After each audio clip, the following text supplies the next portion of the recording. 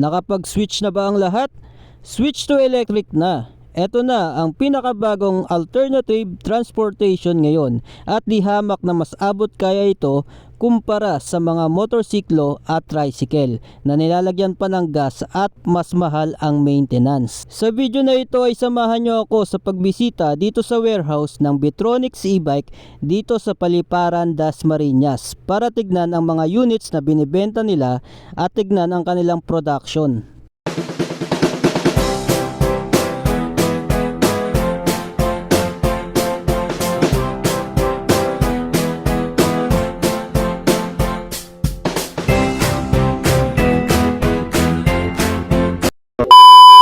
Brief history muna tayo nitong Bitronics e-bike. Bitronics started as a semiconductor company in Guangzhou, China in 2019. Their clients are global EMS factories. They help global electronic manufacturing companies source critical components needed for production of any products their clients are selling. Later on, Bitronics decided to expand into the e-bike business. And in 2023, Bitronics came here in the Philippines. They want to do the manufacturing here in the Philippines because they believe that the manufacturing process adds value to the local economy. It will create jobs and pay taxes to the Philippine government. So ayan guys, nandito tayo ngayon sa loob ng production nitong Bitronics. Napakaswerte natin dahil pinayagan tayong makapunta rito sa production nila at makita ko kung paano ginagawa tong e-bike. Mula sa mga rear shocks, front shocks, mga cables, handlebar, busina at kung ano-ano pa, meron lahat dito sa kanilang production.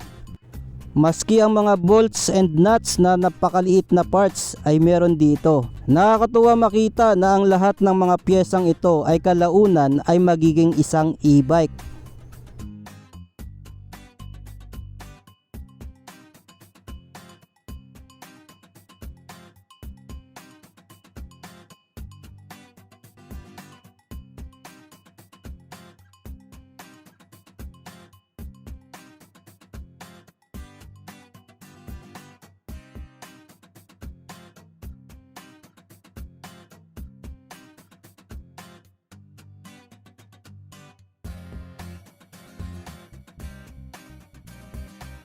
Ito yung mga stock nila ng mga Bitronics.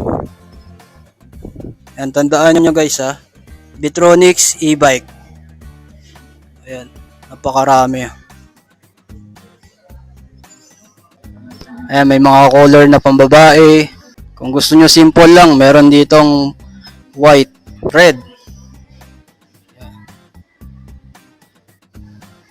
Ayan, mamaya ilalagay ko yung mga presyo ng e-bike dito sa screen. So, marami kayong pagpipili ang e-bike dito sa Bitronics.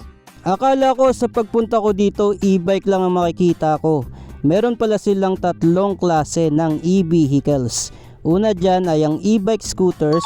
Magaganda rin ang mga design ng e-bike scooters ng Bitronics. Sa laki ng body, aakalain mo ng 125cc scooter. Iba't ibang models nga yan na tatalakayin natin sa mga susunod na episodes. Sumunod naman ay yung e-trike o yung 3 wheels. Para itong makabagong bike na dipadjak at may sidecar o kaya pedicab na ngayon ay china-charge na lang at piga lang sa throttle ay umaandar na. Ang isa naman ay ang e-quad o yung 4 wheels. Tulad ng mga e-trike ay marami na rin itong makikita sa daan. Mas mataas na rin ang wattage nito kumpara sa models ng e-trike.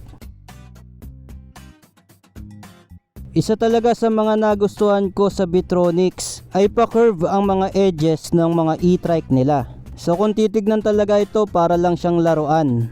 Pero maaasahan sa mga travel. Marami rin silang iba't ibang kulay sa kada models. Karamihan kasi sa mga nakikita ko sa daan ay ordinary colors lang tulad ng black o red.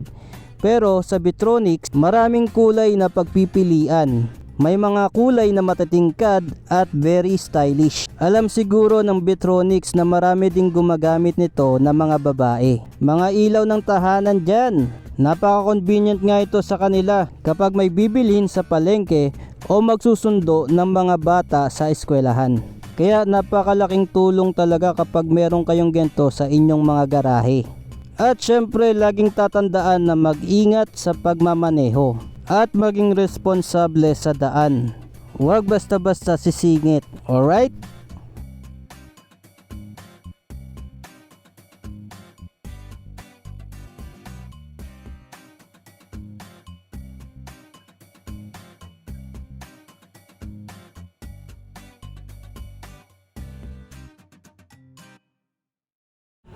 Abangan sa susunod na episode ang isa sa e-trike model ng Bitronics, ang Bitronics Maya. Alamin ang mga features, specs at personal review ko dito sa Bitronics Maya. Kaya stay tuned lang sa aking channel para sa mga updates. Please like, comment and share this video kung nagustuhan mo itong Bitronics e-bike.